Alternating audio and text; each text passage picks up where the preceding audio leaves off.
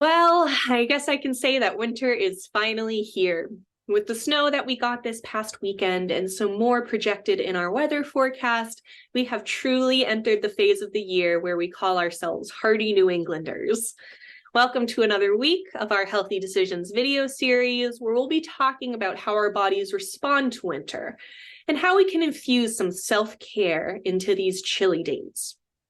Now, I love the snow. I love getting outside. I love going for walks in the snow. I love how the snow offers opportunities for fun and adventure. I love the way that the snow brings quiet and muffles sound. And while most people are inside trying to stay warm, I really have no problem strapping on my snow boots and winter coat and getting outside for a nice mental health walk. Now, snow and winter time for others, I know, is not as enjoyable, to say the least. Not everyone likes the cold. And in fact, when the cold and literal darkness sets in with winter, people are more likely to socially isolate themselves or step away from hobbies or activities that bring brightness to their lives. And as a student, you might feel this is the time of year where your motivation to complete schoolwork starts to drop, or even your motivation to get up and go to school goes away. Part of the reason why I wanted to make this video today is so we can talk about what is behind those feelings and how we might challenge those feelings of stuckness. Decreased motivation, lowered self-esteem, social isolation, even things like reduced appetite or trouble sleeping are all signs that you might be struggling with the winter blues. These winter blues, also sometimes known as seasonal affective disorder, are patterns of behavior that develop directly alongside the changes in seasons. So for example, in the summer, when we're all getting that great vitamin D from the sun and we're able to be outside in the warmth, you're less likely to experience seasonal affective disorder.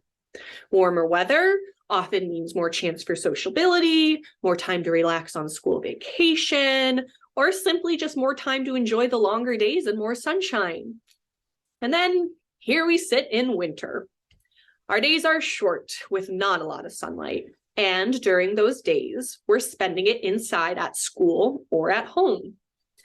Yes, we are hardy New Englanders, but we are not greater than the effects of seasonal changes on our bodies and our minds.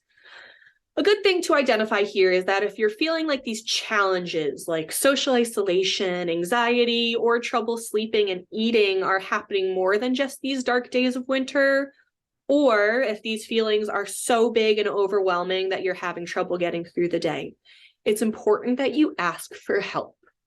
These are all signs that what you might be feeling are much more than just those winter blues. We have a tremendous support community here in Ashland that are ready to help you if the feelings inside of you are becoming too overwhelming. Asking for help is one of the greatest acts of self-care that you can give yourself. And I get it, these conversations about wellness, they feel like a lot. It might not feel easy between our busy schedules to do a mental health check-in or to even check in on our friends or family. But that too is part of self-care. I'm sure you've heard this term, self-care, and might even understand the benefits of taking the time to take care of yourself. Self-care is the practice of taking action to protect or improve one's own health. Making healthy choices requires taking action, and honestly, taking action to take care of ourselves is sometimes really hard, especially when we are in the middle of winter and might not be feeling our best. But you do deserve to feel your best, and just because it is cold and dark outside, it does not mean you have to feel the same way inside. So what does winter self-care look like? That's for you to decide. The main thing here that I want you to remember, though, is that no one way to fight the winter blues and takes care of ourselves will look the same.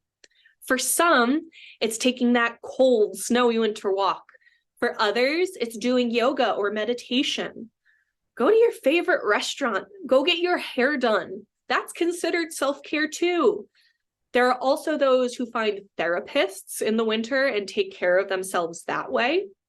Talking out your feelings is one of the most empowering things that you can give yourself, and therapy offers that space to do so.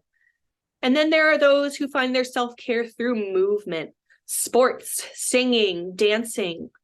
You really have so many options to challenge those icy winter blues. You just have to make the choice what option to put into action. So if you're ever feeling stuck, remember that even the snow and ice will one day melt. Warmer weather is ahead, and through quality self-care, so is the best version of you. So thanks for joining us today. And with decisions at every turn, I'm Eliza. Take care.